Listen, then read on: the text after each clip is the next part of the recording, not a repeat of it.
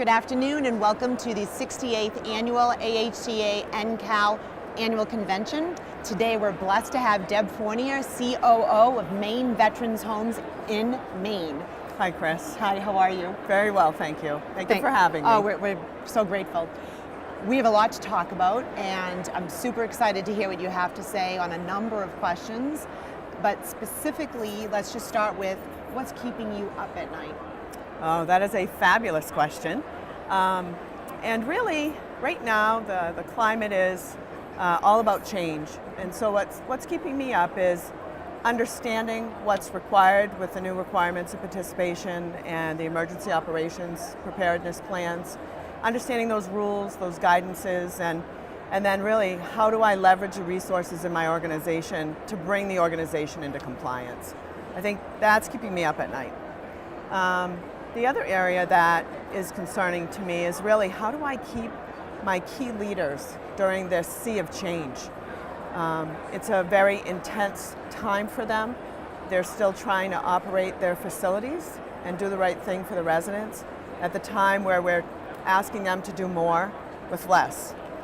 So very important. You know, Maine, for those of you that don't know Maine, because viewers are all over the country, Maine is an amazingly beautiful state, and there are less than 100 nursing facilities. And I have to tell you, in my experience, the services are exceptional. And I tell the story that when I'm on a unit and I could smell the toast, because they will do the toast on the unit so it doesn't come up mushy.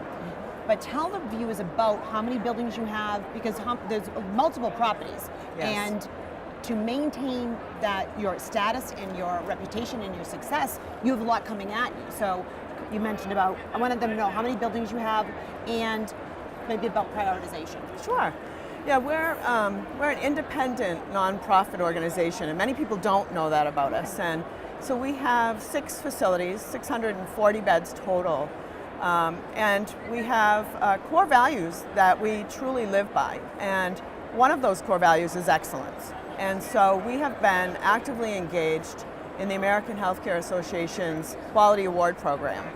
And last year, we were blessed with achieving gold status for one of our facilities. So, as you know, there were only 31 in the nation. That's incredible. We have 3 facilities that are applying in the next year or 2 for the Gold Quality Award as well. So, excellence is who we are, and I guess that's one of the key concerns I have, in that, you know, with all of the changes that we're being asked to do, is how do I maintain that level of quality of care, quality of life, and excellence for the people we serve in this sea of change, reducing revenues and reimbursement methodologies, but still the same expectations. That's right. And you know, our veterans that we take care of, spouses, frail, seniors, they're most deserving. So we have to figure that out.